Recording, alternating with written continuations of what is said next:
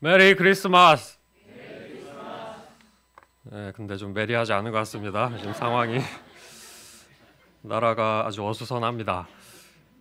이를 통해서 우리가 지도자 한 사람의 중요성을 실감하게 됩니다. 하나님께서 우리 민족을 사랑하셔서 가장 좋은 길로 인도해 주실 것을 믿습니다. 충격적인 뉴스들 때문에 성탄의 분위기가 다 묻혀버리는 것 같습니다. 이런 때일수록 우리의 유일한 소망 되신 예수님을 붙들고 나라와 민족을 위해 간절히 기도해야 하겠습니다. 오늘 말씀은 제목은 아기께 경배하세입니다. 요절은 11절입니다. 같이 한 목소리로 읽고 제가 기도하고 시작하겠습니다. 시작. 집에 들어가 아기와 그의 어머니 마리아가 함께 있는 것을 보고 엎드려 아기께 경배하고 보배압을 열어 황금과 유향과 몰약을 예물로 드리니라. 기도하겠습니다. 하나님 아버지 감사합니다. 귀한 구주 성탄을 또 저희에게 허락해 주셔서 감사합니다. 성탄절을 맞이하여 저희가 이 아기 예수님을 말씀을 통해 또 새롭게 더 깊이 만날 수 있도록 은혜 주시기를 간절히 기도합니다. 부족하고 자격 없는 죄인을 또 그렇게 붙들어 주셔서 온전히 하나님의 말씀이 드러날 수 있기를 간절히 기도합니다. 감사드리며 예수님 이름으로 기도합니다. 아멘. 오늘 말씀은 동방 박사들이 아기 예수님을 찾아와서 경배하는 내용입니다. 경배는 다르게 말하면 예배입니다. 하나님은 인간을 예배하는 존재로 지으셨습니다. 우리는 무엇인가를 경배하며 살아갑니다. 신상 앞에 제사하며 절하지는 않지만 시간과 물질을 주로 사용하는 것이 내가 숭배하고 예배하는 것입니다. 성탄절은 이 땅에 구주요 왕으로 오신 아기 예수님께 경배하는 날입니다. 크리스마스란 크리스와 마스의 합성어인데 크리스는 그리스도를 뜻하고 마스는 예배를 뜻합니다. 그래서 합치면 그리스도께 예배한다는 뜻입니다. 이 시간 말씀을 통해 이 예수님이 어떤 분인가, 그리고 이 예수님께 경배한 동방 박사들을 통해 올바른 경배가 무엇인지 배울 수 있기를 기도합니다. 파트 1 동방에서 온 박사들. 1절을 보십시오.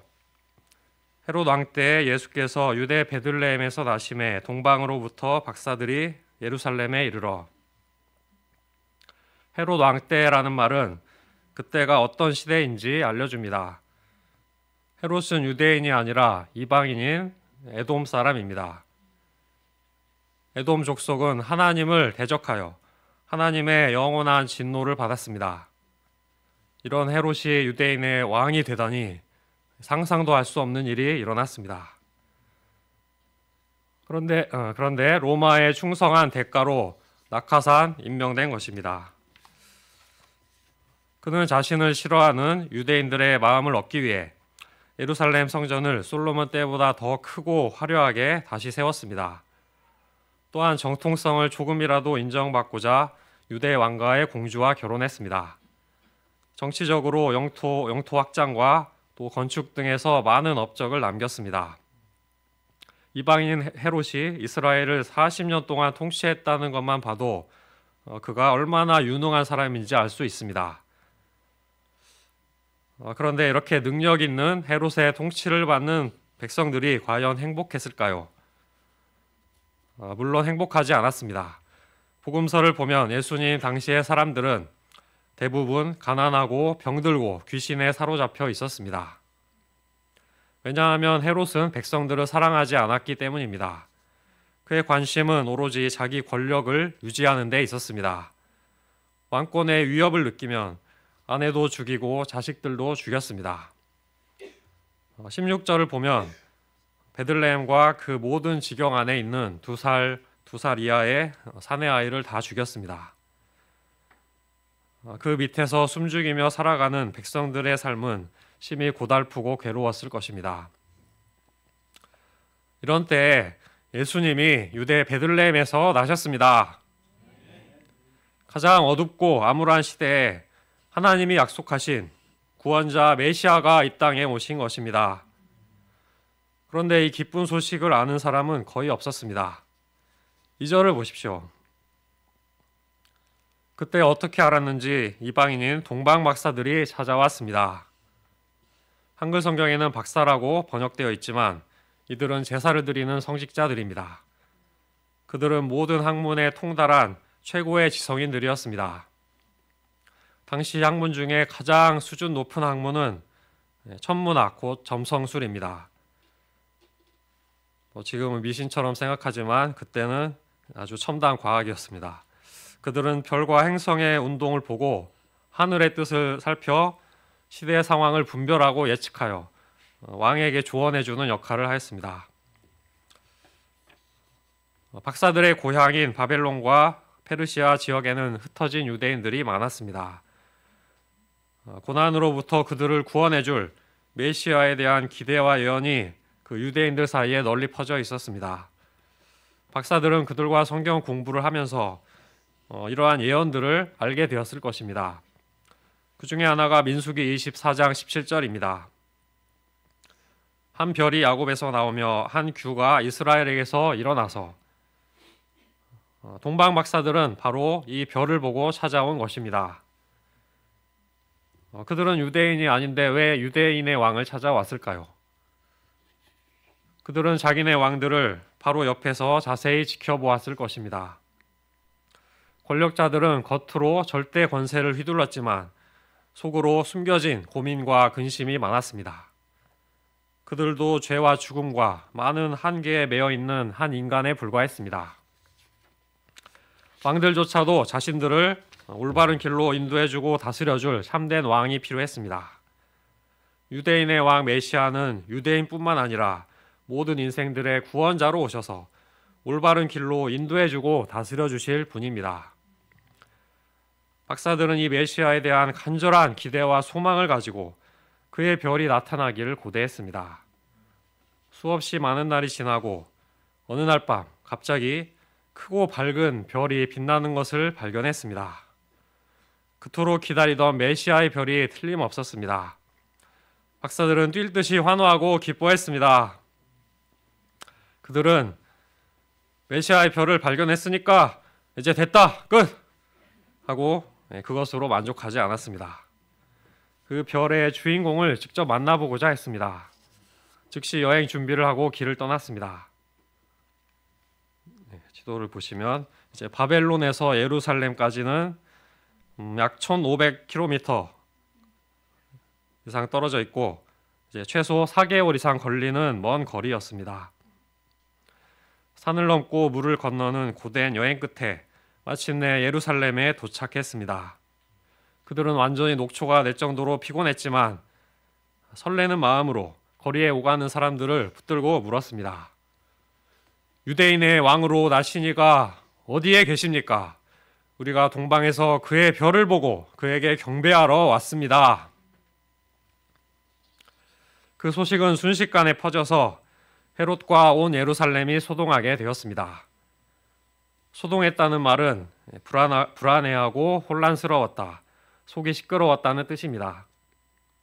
헤롯은 정통성이 없었기 때문에 자기 권력을 빼앗길까 봐 당황하고 소동했습니다.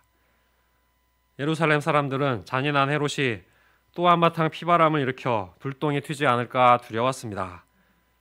그들의 마음은 메시아를 맞이할 준비가 전혀 되어 있지 않았습니다. 그래서 메시아가 탄생했다는 소식을 듣고 깜짝 놀라 어찌할 바를 몰랐습니다. 나중에 예수님이 재림하실 때에도 이렇게 소동할 사람들이 많을 것입니다. 4절을 보십시오. 헤롯은 대제사장들과 서기관들을 급히 불러 그리스도의 탄생지가 어디인지 물었습니다. 종교 지도자들은 선지자 미가의 예언에 따라 유대 베들레헴이라고 확인해 주었습니다. 동방 박사들은 별을 보고 알았지만 종교 지도자들은 성경을 통해 더 확실하고 선명하게 알고 있었습니다. 박사들은 그리스도와 1000km 이상 떨어져 있었지만 종교 지도자들은 10km 정도 떨어져 있었습니다. 걸어서 2-3시간이면 갈 수 있는 거리입니다. 모든 면에서 유리한 조건과 환경을 가지고 있었지만 종교 지도자들은 메시아를 찾아갈 생각이 전혀 없었습니다. 그들은 지식은 많았지만 믿음도 없고 의지도 없는 챗 GPT처럼 영혼 없는 존재가 되어버렸습니다. 오히려 이방인인 동방 박사들이 열정적으로 메시아를 찾아오는 믿음을 갖고 있었습니다. 우리가 성탄을 어떤 자세로 맞이하느냐에 따라 예수님을 만날 수도 있고 못 만날 수도 있습니다. 매년 똑같은 성탄으로 무덤덤하게 넘기지 말고 작년보다 더욱 적극적으로 기쁘게 맞이하며 또 예수님을 뜨겁게 만날 수 있기를 기도합니다. 파트 2, 목자 같은 왕으로 오신 예수님. 5절, 6절을 말씀을 같이 읽어보겠습니다. 시작.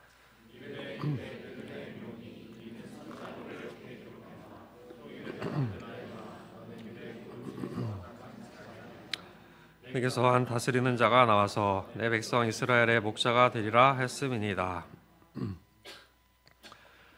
미가 선지자는 예수님이 태어나시기 약 700년 전에 메시아가 베들레헴에서 태어나실 것을 예언했습니다.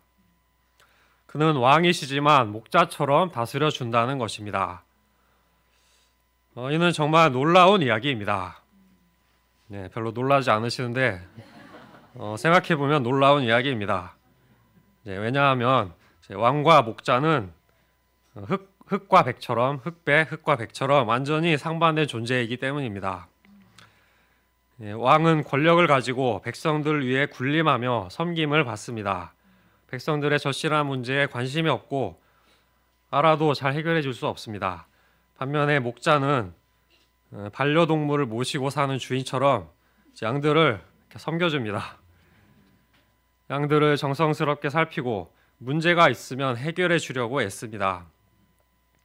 양들은 문제가 아주 많습니다. 일단 시력이 매우 나쁘고 방향 감각이 없습니다. 앞에 낭떠러지가 있는지 가시나무가 있는지 분간을 못합니다. 그래서 목자가 앞서 가면서 인도해 줘야만 합니다. 또 양은 다리가 짧아서 잘 넘어지는데 일단 넘어지면 스스로 일어나지 못합니다. 목자가 와서 일으켜 줘야 됩니다. 그러면서도 이기적이고 고집이 세서 먹을 것을 찾아 제멋대로 가버립니다. 힘이 약해 방어력이 전혀 없고 또 뛰지도 못하여 맹수들의 손쉬운 먹잇감이 됩니다. 양들은 목자의 절대적인 보호와 인도를 받지 못하면 살 수 없습니다. 인간은 이런 양들의 모습과 너무나 똑같습니다. 목자의 다스림을 받지 않으면 올바른 길로 가지 못하고 멋대로 가서 헤매다가 죄의 수렁에 빠지고 또 사탄의 먹잇감이 되어 고통하게 됩니다. 목자처럼 다스려주고 인도해줄 왕이 필요합니다. 이런 우리를 위해 예수님이 이 땅에 왕으로 오셨습니다. 예수님은 왕으로 오셨지만 세상 왕들처럼 군림하지 않으셨습니다. 헤롯처럼 자기 왕권에만 관심을 갖지 않으셨습니다. 오히려 방황하는 무리들을 보시고 목자 없는 양 같음을 인하여 불쌍히 여기셨습니다. 그래서 그들과 함께 하시며 끊임없이 하나님의 말씀을 들려주시고 병든 내면을 치료해 주셨습니다. 무엇보다 인생들을 죄와 죽음에서 구원하기 위해 십자가에서 자기 목숨을 내놓으셨습니다. 예수님은 요한복음 10장 11절에서 말씀하셨습니다. 나는 선한 목자라. 선한 목자는 양들을 위하여 목숨을 버리거니와. 예수님은 우리를 위해 자신의 목숨을 희생하신 선한 목자가 되십니다. 예수님은 그 본체가 하나님으로서 가장 높고 존귀하신 분입니다. 높임과 찬양을 받기에 합당하신 예수님이 목자처럼 겸손히 다스려 주신다는 것은 참으로 놀라운 일입니다. 이 예수님을 나의 왕으로 영접하고 다스림을 받을 때 참된 평안과 안식을 누리고 영원한 생명을 얻을 수 있습니다. 7절, 8절입니다. 헤롯은 박사들에게 별이 나타난 때를 자세히 물었습니다. 그리고 베들레헴으로 보내며 아기를 찾으면 자기에게도 알려달라고 부탁했습니다. 자기도 경배하러 갈 것이라고 자연스럽게 거짓말을 했습니다. 유대인들은 헤롯의 의도를 바로 알았겠지만 박사들은 의심하지 않았을 것입니다. 9절을 보십시오. 박사들이 왕의 말을 듣고 갈 때 동방에서 보던 그 별이 문득 앞서 인도하여 가다가 아기 있는 곳 위에 머물러 섰습니다. 그들이 별을 계속 보면서 왔는지 아닌지는 확실하지 않습니다. 아무튼 사라졌던 그 별이 다시 나타나 그들을 인도해 주었습니다. 10절 말씀을 같이 읽어보시겠습니다. 시작. 그들이 별을 보고 매우 크게 기뻐하고 기뻐하더라. 박사들은 별을 보고 매우 크게 기뻐하고 기뻐했습니다. 최고의 기쁨이라는 것입니다. 기쁨이나 슬픔이나 모든 감정에는 단계가 있습니다. 깊이나 풍성함에 차이가 있습니다. 우리나라 국민들이 기억하는 가장 큰 기쁨 중에 하나는 2002년 월드컵 때 시간이 좀 지났지만 우리나라가 쟁쟁한 유럽 국가들을 극적으로 이기고 4강에 올랐을 때일 것입니다. 대한민국! 다 잊어버리신 것 같습니다. 왜 기뻤냐면 이제 그 전까지 한 번도 16강을 넘지 못했던 서름과 또 우리나라는 이제 유럽 이런 나라들에 비해서 체력과 또 남미에 비해서 기술이 부족해가지고 우리는 안 된다 이런 열등감이 있었는데 그것을 다 날려버리는 그런 벅찬 감격과 기쁨이 있었습니다. 그야말로 온 나라가 들썩들썩했습니다. 아주 기뻐가지고 그때로 돌아가면 좋을 것 같은데 돌아가고 싶지만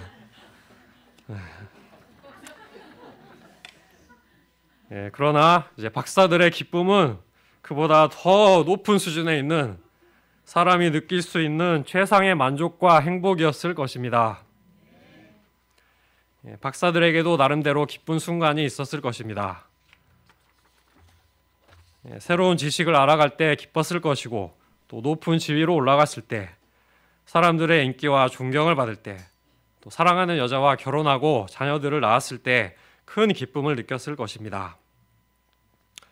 그러나 이때 별을 보았을 때의 기쁨과는 비교가 되지 않았습니다. 도대체 어디서 이런 엄청난 기쁨이 박사들에게 솟아났을까요? 그들은 유대인의 왕을 경배하러 왔습니다. 그리고 드디어 경배할 대상, 참된 예배의 대상을 찾은 것입니다. 여기서 사람이 경배의 대상을 찾은 기쁨이 얼마나 큰지 알 수 있습니다. 사람들은 기쁨을 원하지만 세상에는 참된 기쁨이 없습니다. 좋은 대학, 좋은 직장, 또 이성 친구, 물질, 권력 등을 목표로 열심히 살아갑니다.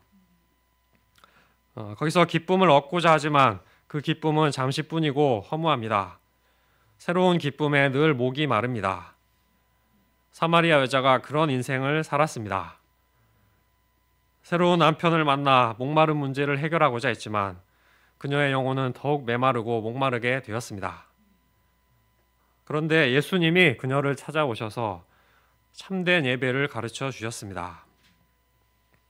그녀에게 기쁨이 없었던 것은 진정한 경배의 대상을 만나지 못했기 때문입니다. 예수님을 참된 경배의 대상이신 그리스도로 발견했을 때 그녀의 심령 깊은 곳에서 그동안 맛보지 못한 최상의 기쁨이 흘러나왔습니다. 그 기쁨은 그녀의 모든 외로움과 사람에 대한 불신을 다 씻겨주었습니다. 내면의 상처를 깨끗이 치료해 주었습니다. 그녀는 완전히 다른 사람으로 변화되어 예수님을 증거하게 되었습니다. 마태 자신도 그런 기쁨을 경험해 봤기 때문에 박사들의 기쁨을 최상급으로 표현했을 것입니다. 누가복음 5장에는 마태가 예수님의 부르심을 받은 후에 모든 것을 버리고 예수님을 따랐으며 자기 집에서 큰 잔치를 했다고 기록하였습니다. 예수님을 만나 마태의 기쁨이 얼마나 컸는지 보여줍니다. 박사들과 마태가 맛본 이 기쁨은 이 땅의 모든 아픔과 슬픔을 압도하는 기쁨입니다. 세상이 빼앗을 수 없는 기쁨입니다. 사도 바울은 심지어 죽음의 두려움과 슬픔마저도 이기는 기쁨을 누렸습니다. 그가 쓴 빌립보서에는 기쁨이라는 단어가 17번이나 나옵니다. 그런데 이 편지를 쓸 당시에 그는 전혀 기뻐할 만한 상황이 아니었습니다. 2차로 로마 감옥에 투옥되어 죽음을 앞두고 있었습니다. 바울은 절망적인 상황에서도 크게 기뻐했고 항상 기뻐했습니다. 그 안에 예수님으로 인한 기쁨이 흘러 넘쳤기 때문입니다. 오늘날 유튜브에 의존하고 술과 육신적인 쾌락, 마약에 의존하며 중독되는 사람들이 점점 늘어나고 있습니다. 이는 참된 경배의 대상을 만나지 못했기 때문입니다. 사실 그들은 참된 경배의 대상을 갈망하고 있습니다. 사람은 자신의 모든 것을 바쳐서 사랑하고 신뢰하고 찬양할 대상이 필요합니다. 우리가 진정으로 경배할 만한 가치가 있는 분, 참된 경배를 받을 만한 분은 바로 예수님 뿐입니다. 예수님을 인격적으로 만나고 그에게 경배드릴 때 최고의 기쁨을 체험할 수 있습니다. 우리가 이 예수님께 경배를 드림으로 최상의 기쁨, 하늘의 기쁨을 누릴 수 있기를 기도합니다. 그렇다면 예수님께 경배 드린다는 것은 어떤 것이고 또 구체적으로 어떻게 해야 하는 것일까요? 파트 3 진정한 경배 11절 말씀을 같이 읽어보겠습니다. 시작. 집에 들어가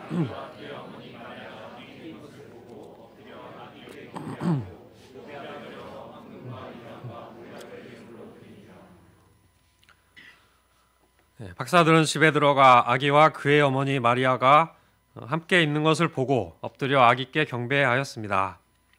경배는 엎드려 절하다, 공경하다, 예배하다라는 뜻으로 왕에 대한 마땅하고 당연한 자세입니다. 왕의 가장 중요한 역할은 외적의 침입을 물리쳐주고 또 백성들의 문제를 해결해 주는 것입니다. 그래서 고대에는 왕의 다른 이름이 구원자였습니다. 죄로 인해 우리는 죽을 수밖에 없는 비참한 존재들이었습니다. 죄와 죽음으로 인해 고통받는 우리를 구원해 주기 위해 하나님의 아들 예수님이 이 땅에 내려오셨습니다. 십자가에서 모진 고통 속에 피 흘리시며 우리 대신 자신의 생명을 내어주셨습니다. 이 예수님의 고귀한 희생을 믿고 영접할 때 누구든지 죄사함과 구원을 얻게 됩니다. 이것은 참으로 놀라운 은혜의 선물입니다. 우리의 능력으로는 갚을 수 없는 엄청난 빚을 탕감받은 것입니다. 또 내 점수나 스펙으로 절대 들어갈 수 없는 대학교나 직장에 합격한 것과 같습니다. 그럼 어떤 반응을 보여야 될까요? 그에 대해 이제 감사하고 찬양하는 것이 자연스러운 반응이고 그것이 바로 경배입니다. 경배를 통해 우리는 주님이 주신 은혜의 가치와 귀함을 더 깊이 깨닫게 되고 또 주님과의 관계도 더욱 깊어지고 친밀해집니다. 더 큰 은혜와 축복을 받는 선순환이 이루어집니다. 경배는 주님과 올바른 관계를 맺는 방법입니다. 경배하지 않을 때 감사하지 않게 되고 은혜를 당연히 여기고 비교하고 왜 더 안 주시는가 불평하게 됩니다. 받은 축복마저 다 잃어버리고 비참하게 될 것입니다. 예수님이 나의 구원자가 되신다는 것은 예수님이 나의 왕이 되신다는 뜻입니다.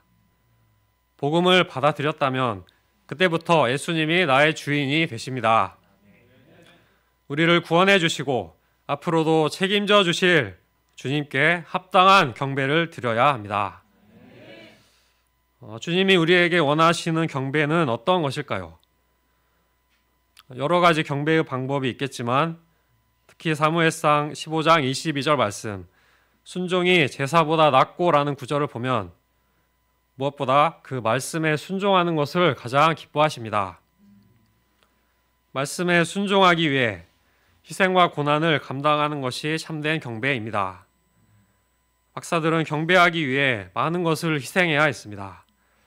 일단 왕복 8개월 이상 여행하려면 개인적인 생활은 다 포기해야 합니다. 가정이나 직장을 다 버려두고 떠나야 됩니다.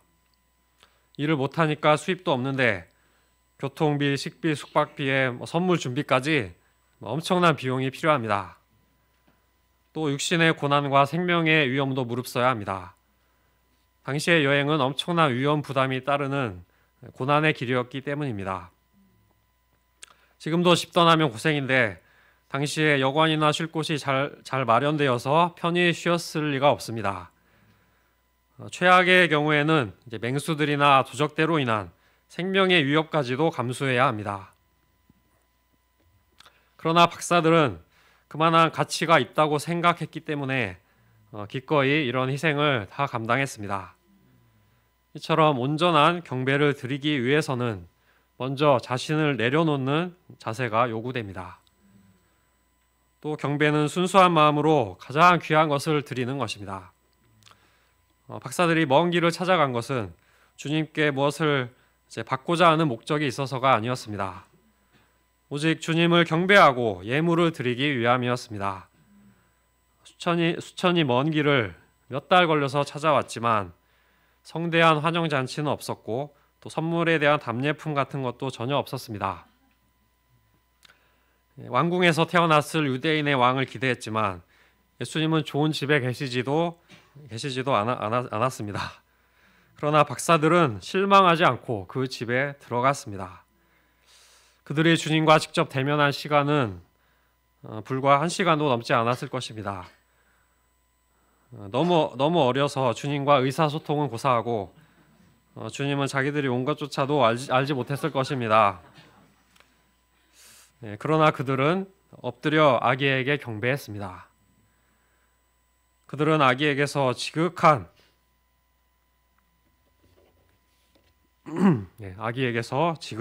하나님의 겸손을 보았을 것입니다.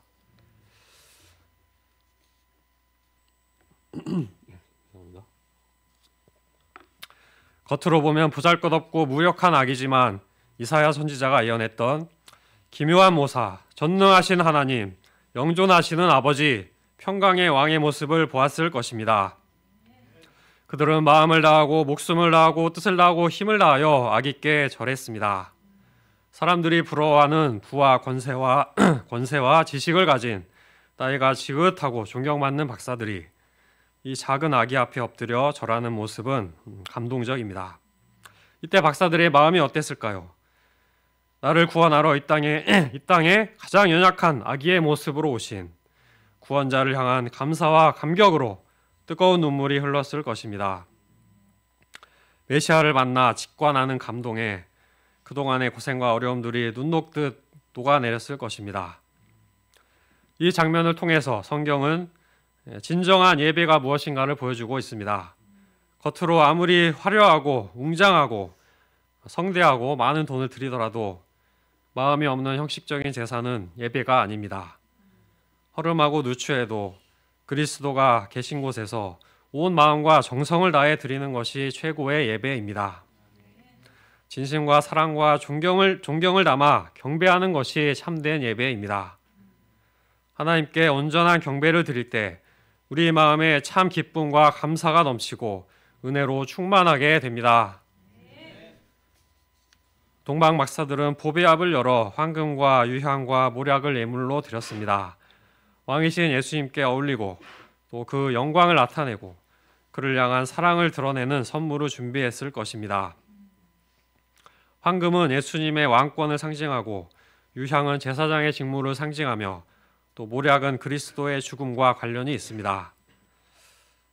이방인들이 예수님을 찾아와 경배드린 것은 메시아에 대한 예언의 성취입니다. 또한 솔로몬의 지혜를 듣고자 스바의 여왕이 2400km나 떨어진 먼 곳에서 보물을 들고 찾아온 사건을 떠오르게 합니다. 스바의 여왕이 다시 본국으로 돌아갈 때 솔로몬은 왕의 규례대로 물건을 주고 그녀의 소원대로 구하는 것을 다 주었습니다. 그러나 박사들은 오로지 경배하고 예물을 바치고 빈손으로 돌아갔습니다. 솔로몬보다 더 크신 그리스도를 만나고 경배하는 것으로 충분했기 때문입니다. 아기 예수님께 경배를 드렸을 때 죄로부터 구원을 받은 감격과 또 영생의 기쁨이 임했습니다. 그들의 심령에 하나님의 나라, 하나님의 통치가 임하였습니다. 12절을 보면 그들은 꿈에 헤롯에게로 돌아가지 말라고 지시하심을 받았습니다. 하나님께서 그들을 인도하시는, 지시해 주시는 인생이 되었다는 것입니다. 참된 경배를 하는 사람에게 하나님께서 그와 같은 복을 주십니다. 그들은 다른 길로 고국에 돌아갔습니다. 그리스도를 만난 사람은 그동안 자신이 걸어왔던 길이 아니라 다른 길로 가게 됩니다. 인생의 발걸음을 올바로 인도하시는 분이 생겼기 때문입니다. 우리가 그리스도를 새롭게, 더 깊이, 더 친밀하게 만남으로 주님께서 그 방향을 인도해 주고 또 지시해 주시는 인생이 될 수 있기를 기도합니다. 성탄절은 하나님이 한 아기로 오신 날입니다. 그런데 그 아기는 온 인류의 경배를 받으시기에 합당한 왕이십니다. 우리를 목자처럼 다스려 주시는 왕이 되십니다. 그분의 다스림을 받을 때 누구나 최상의 기쁨, 최고의 기쁨을 누리게 됩니다. 이번 성탄에 아기로 오신 하나님, 우리 주 예수님을 마음을 다하고 목숨을 다하고 뜻을 다하고 힘을 다하여 경배할 수 있기를 기도합니다. 예수님의 구원의 은혜가 너무 감사하고 기쁨이 충만하여 헤세드 팀은 오 기쁜 날이라는 찬양을 열심히 준비하고 있습니다. 네, 너무 기대는 하지 마시고요. 네, 또 다른 팀들도 혼신을 다하여 이제 이 경배 프로그램을 맹연습 중인 것으로 알고 있습니다.